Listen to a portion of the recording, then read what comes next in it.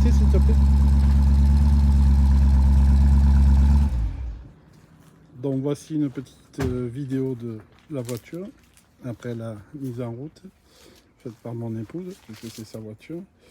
La carrosserie est en parfait état. Bon là elle n'est pas nickel, je ne l'ai pas lavé, mais elle est vraiment en parfait état. Il n'y a aucune rayure, aucune bosse, rien du tout.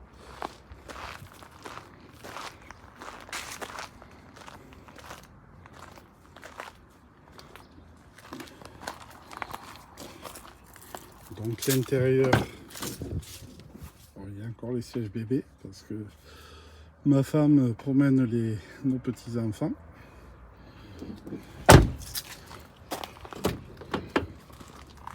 L'intérieur, l'avant, bon, tout est nickel, il n'y a pas d'accro, il n'y a pas de défaut sur les sièges, ni sur les moquettes, ni nulle part. Le tableau de bord. Voilà, un petit peu plus en détail.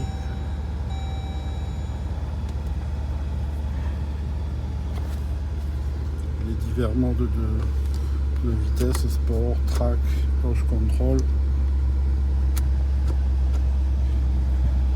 Donc sur ordinateur de bord, radio, média, donc il y a une dizaine de haut-parleurs je pense, hein. C'est un Harman Kardon. Média, ça permet de mettre les Bluetooth, les cartes SD, etc. Les contrôles, siège chauffé, ventilé, le gradateur de miroir, voilà, les sièges chauffants, électrique à mémoire évidemment.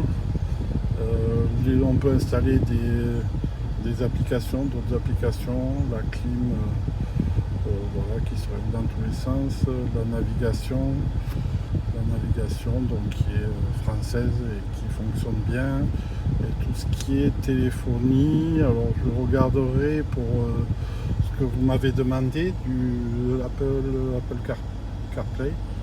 Honnêtement je sais pas, il y a pas mal de connexions.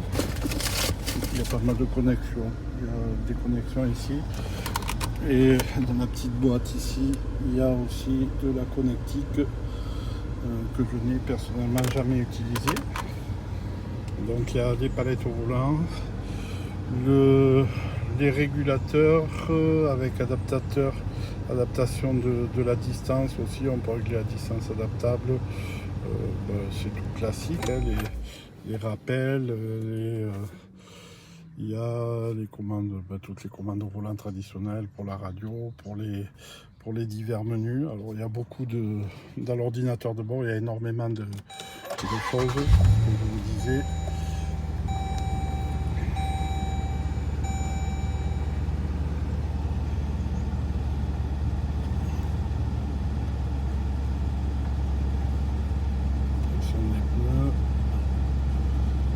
Ça c'est des trucs circuits, un peu temps de réaction, tout ça, j'ai jamais utilisé.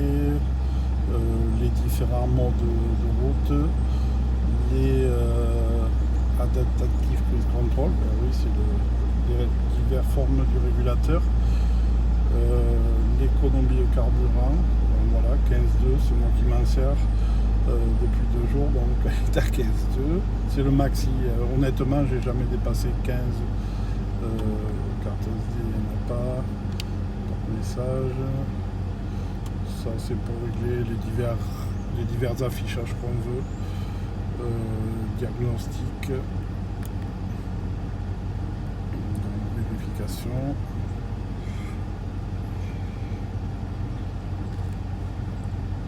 Voilà, il n'y a rien du tout.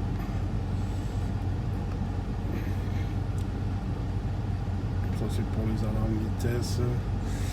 Ça c'est pour passer en miles. Et là il y a encore toutes les infos, liquide refroidissement, température transmission, température d'huile, pression d'huile, durée d'huile restante. Là donc elle a fait 20% depuis sa dernière vidange. La tension de la batterie, la température de admission. On peut mesurer aussi les chevaux, que ce soit en livres ou en puissance instantanée. Voilà. grosso modo, il y a beaucoup de choses. Il y a les phares automatiques aussi, les essuie-glaces automatiques évidemment. Il y a toute la partie toit. Donc c'est un toit intégralement vitré qui s'ouvre aussi. Voilà un petit peu tout ce que je peux dire du véhicule. Sinon elle est nickel. Elle est entretenue chez Jeep, il n'y a aucun souci.